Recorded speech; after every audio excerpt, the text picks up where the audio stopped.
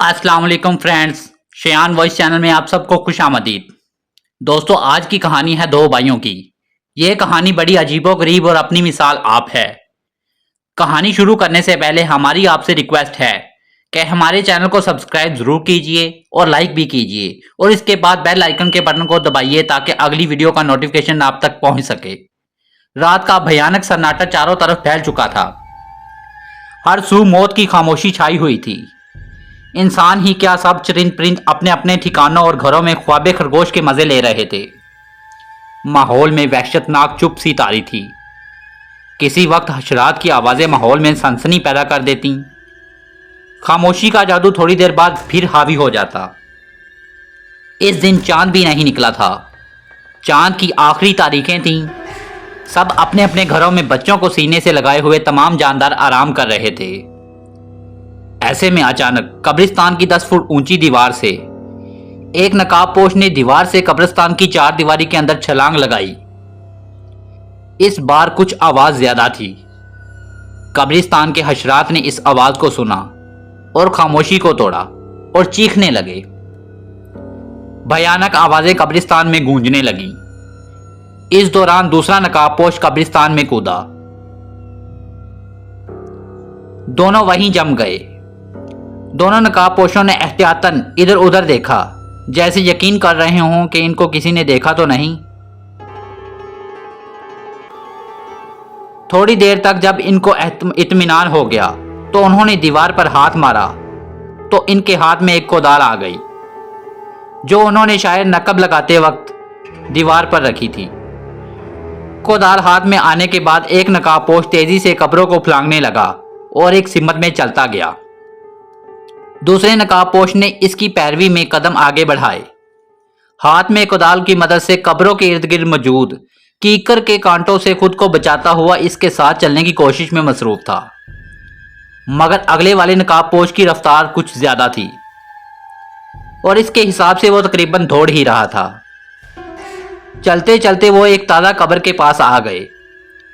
ताज़ा सी कब्र के पास खड़े पिछला नकाबपोश गिरता पड़ता इसके पास आके ठहर गया। सख्त सर्दी के बावजूद इसे पसीना आ गया। इसने नकाब उतारा जिससे इसने खुद को ढांप रखा था। इसको उतार कर दोबारा पहना और एक ठंडा सांस लिया। यही कब्र है जिसे आज दफनाया गया था? पहले वाले ने पूछा तो दूसरे वाले ने कहा, हाँ यही कब्र है। गोया इसने पहले वाले की बात की तस्दीक की हो। अच्छी तरह तसल्ली कर ली थी ना तुमने?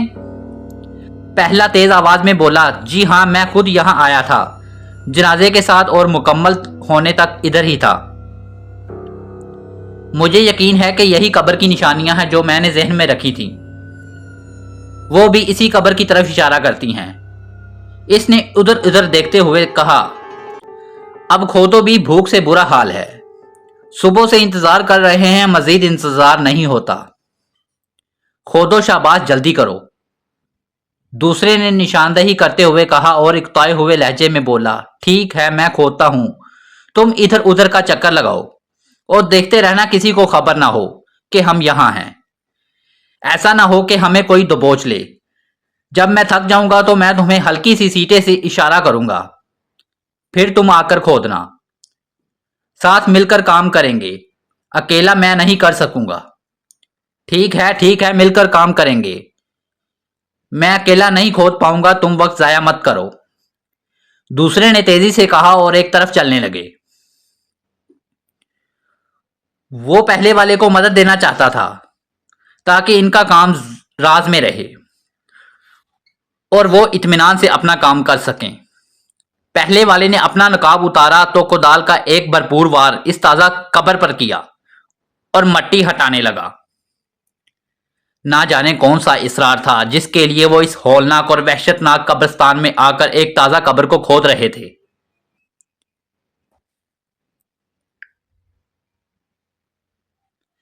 कोदाल की एक भरपूर ज़रब कब्र पर मौजूद मुर्दे के दरमियान फैली हुई मिट्टी को बतदरीज कम कर रही थी।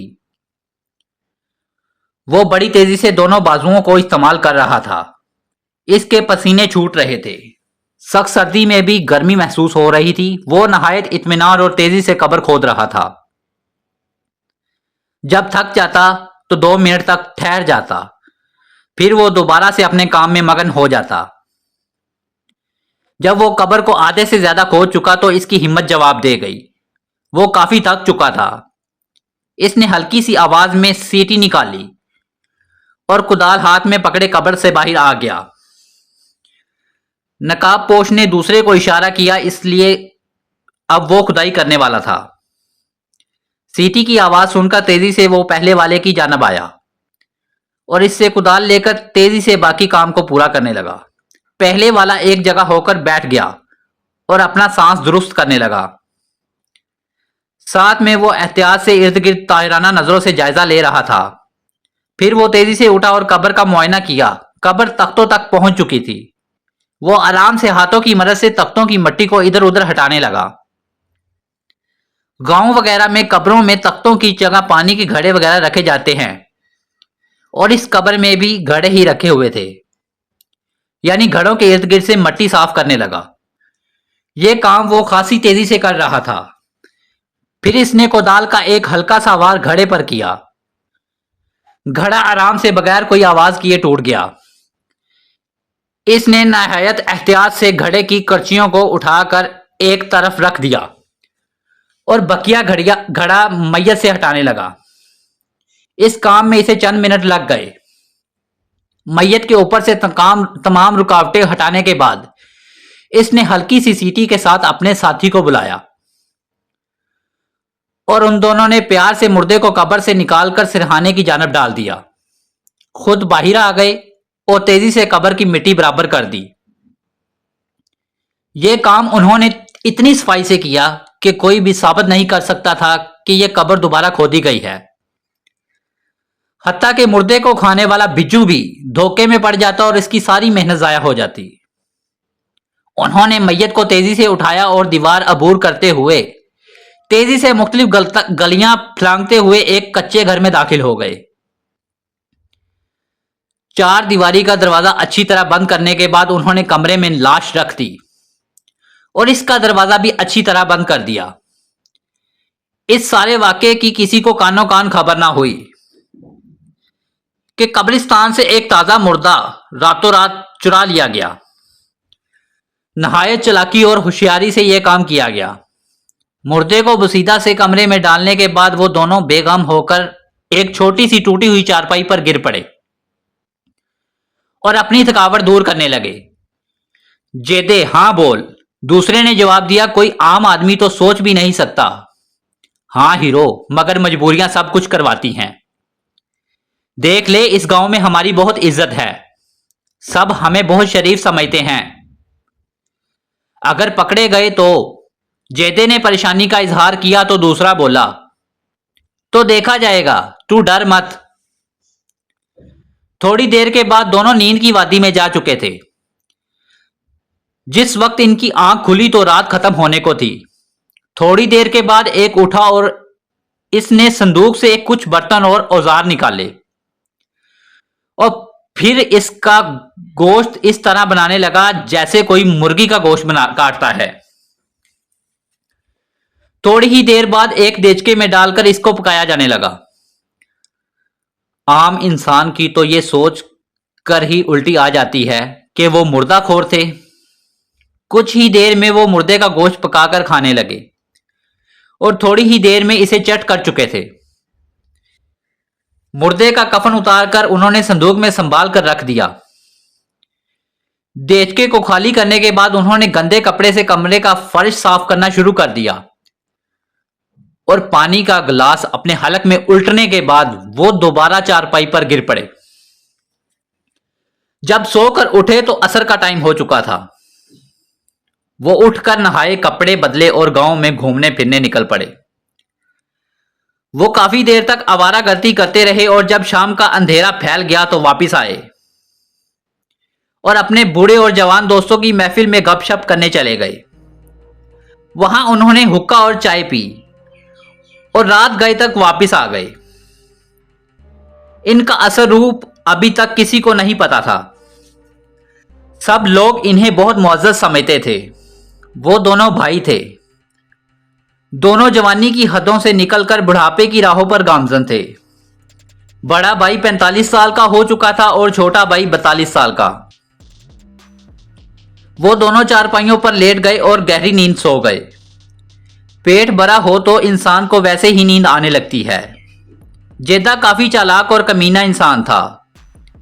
اس کا کام مرنے والے کے جنازے میں شریک ہونا تھا اور جا کر قبر کی نشاندہی کرنا اور مرنے والے کے لواحقین کے ساتھ تعزیت کرنا تھا، جبکہ ہیرو کا کام بازار سے امیر لوگوں سے ملاقات کرنے والوں کی خبر گیری کرنا اور دوستوں کو بے وقوف بنانا تھا۔ وہ دونوں جسمانی طور پر کافی کمزور ہوتے جا رہے تھے، مگر کمینگی اور شیطانگی ان میں کوڑ کوڑ کر بڑھی ہوئی تھی، اور ان کی باتوں اور رویوں سے لگتا تھا کہ جیسے ان جیسا بے غیرت دنیا میں کوئی نہیں ہوگا۔ انسانوں کے بیس میں چھپے ہوئے حیوان تھے، جن کا مقصد صرف مردہ انسانوں کو کھانا اور معصوم لوگوں کو لوٹنا تھا۔ کوئی بھی مسلمان شخص ایسا نہیں کر سکتا، مگر وہ ذلیل یہی کام کر رہے تھے۔ میں ڈیوٹی پر تھا۔ میری ڈیوٹی رات 12 بجے سے لے کر صبح 6 بجے تک ہوتی، کیونکہ اس دوران نہ تو کوئی لوگوں کا رش اور نہ ہی کوئی ٹینشن۔ شام کو میرے ایک دوست نے مجھے فون پر کہا کہ یہاں آؤ، میں نے تمہیں ایک بابا جی سے ملوانا ہے، جن کے پاس ایک بہت ہی حیران کن کہانی ہے۔ ہم نے وہ کہانی سنی ہے، توبہ ہے انسانوں کو حیوان بنتے دیکھا ہے۔ دوست کی بات سن کر میں بہت حیران ہوا۔ میں نے سوچا اس کے گھر جا کر معلوم کروں گا۔ کچھ دن کے بعد میں دوست کے گھر چلا گیا اور اس سے تفصیل سے بات کی، تو اس نے کہا میں صبح تم کو بابا کے پاس لے جاؤں گا، وہ تمہیں پوری کہانی سنائیں گے، جو ہم نے بھی سنی ہے، مگر یہ کہانی نہیں بلکہ حقیقت ہے۔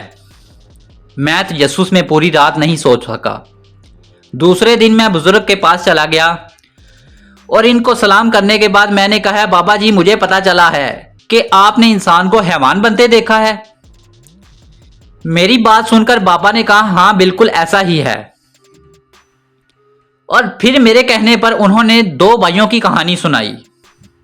انہوں نے کہانی سنائی کہ شام پور کے گاؤں میں 2 بھائی رہتے تھے، جن کا والد کافی عرصہ پہلے فوت ہو گیا۔ اس وقت وہ جوانی کی حدوں میں آ رہے تھے۔ ان کی بوڑھی ماں نے ان کو پالا اور کبھی کسی کے گھر سے کام کر کے، کبھی کسی سے مانگ کر کھلایا۔ اسی طرح انہیں پال پوس کر بڑا کیا۔ ان دونوں کی شادی بھی کر دی۔ ماں کو دونوں بیٹوں سے بے حد محبت تھی اور وہ اپنی ماں پر جان چھڑکتے تھے۔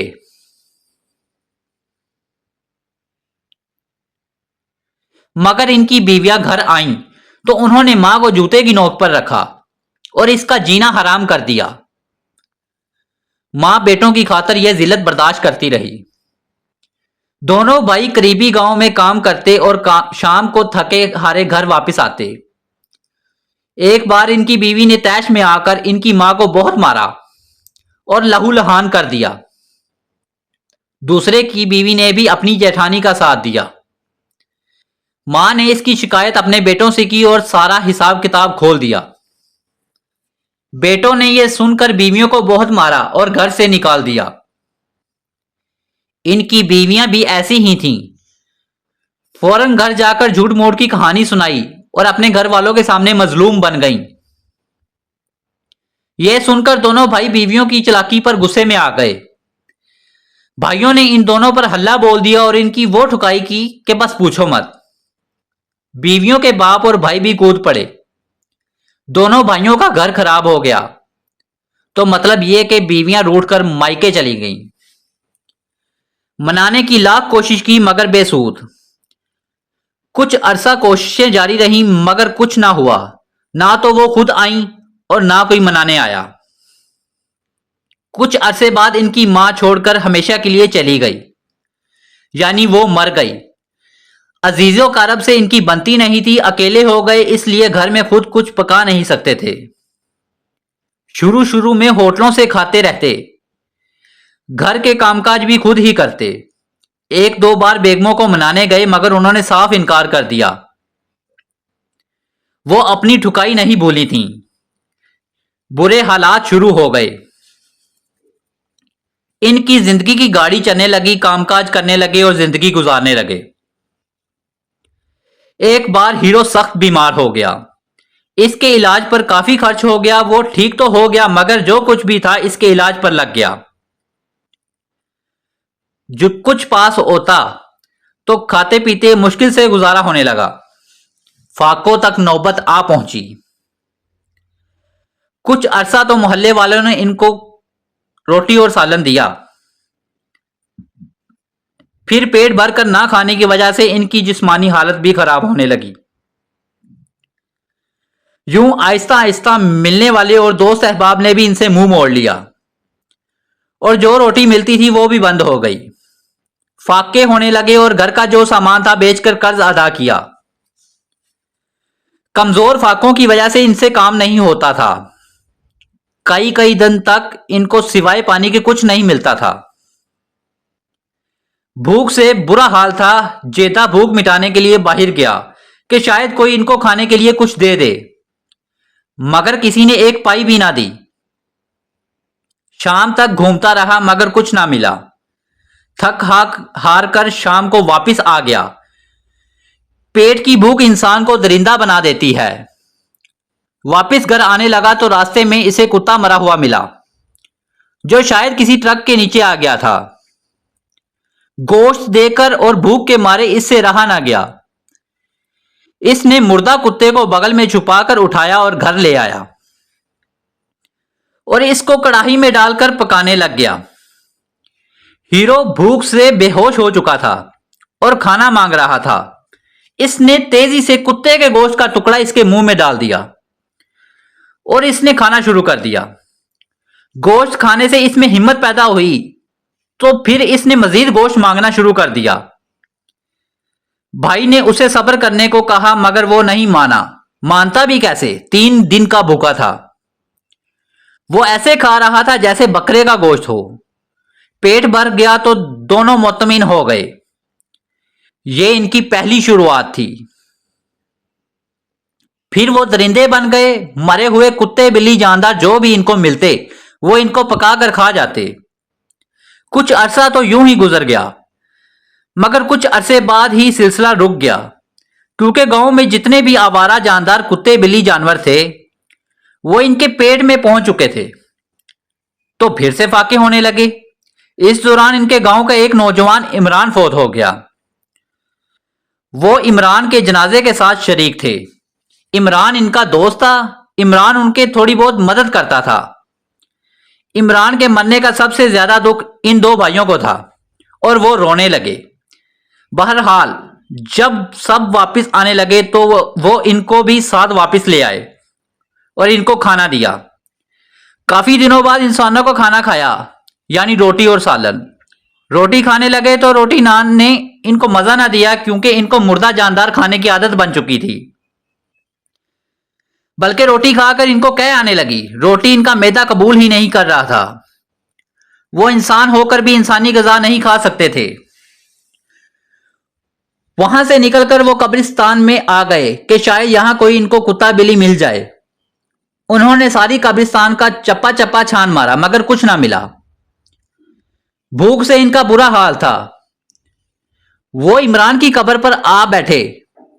जूं जूं वो वक्त गुजर रहा था, भूख बढ़ रही थी। खाने को कुछ ना मिला जो वो खा लेते।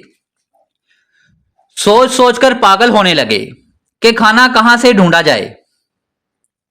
मजबूरन हाथों को काटने लगे। जेदे ने बाजू पर काटा तो दांत जिल्द को चीरते हुए अंदर घुस गए और खून इनके मुंह को लगा तो जायका अच्छा लगा। इसी दौरान इसके जहन में एक मंसूबा आया। इसने इमरान की कब्र खोदी। इसका भाई भी इसका हाथ बटाने लगा। कब्र खोदकर उन्होंने लाश को बाहर निकाला और कब्र बंद की। इस काम में इनको काफी वक्त लग गया। वो इमरान को घर ले गए। इसके गोश्त को काटा और पकाकर खा गए। अब इनको खाने का एक और जरिया मिल गया। तमाम मरने वाले मुर्दे कब्रिस्तान से गायब हो जाते। मुर्दे की हड्डियां वो सेहन में दबा देते और मुर्दे का कफन वो संदूक में संभाल कर रख लेते। मुर्दे का कफन वो दुकानदारों को सस्ते दामों बेच देते। घर में इतनी गंदगी होती कि कोई इनके घर नहीं आता, इसलिए वो मुर्दे को बेफिक्री से पकाते खाते। एक दिन इनके घर में मुर्दों की बदबू की वजह से मोहल्ले वालों को पता चल गया। गांव वालों ने इनको पकड़ लिया और बहुत मारा। मार खाने के बाद उन्होंने तमाम कहानी मोहल्ले वालों को सुनाई। तमाम लोग इनकी कहानी सुनकर तौबा तौबा करने लगे। वो इंसानों के दरमियान रहते हुए दरिंदे बिलाकर अपने इंजाम को पहुंचे। आज भी लोग इनकी कहानी को याद करके कांपते हैं। कहानी सुनने के बाद मैं हैरान रह गया कि दुनिया में कैसे कैसे लोग रहते हैं। क्या ऐसे लोग इंसान कहलाने के लायक हैं? खुदा सबके हाल पर रहम करे। हमारे चैनल शायान वॉइस को सब्सक्राइब कीजिए। शुक्रिया।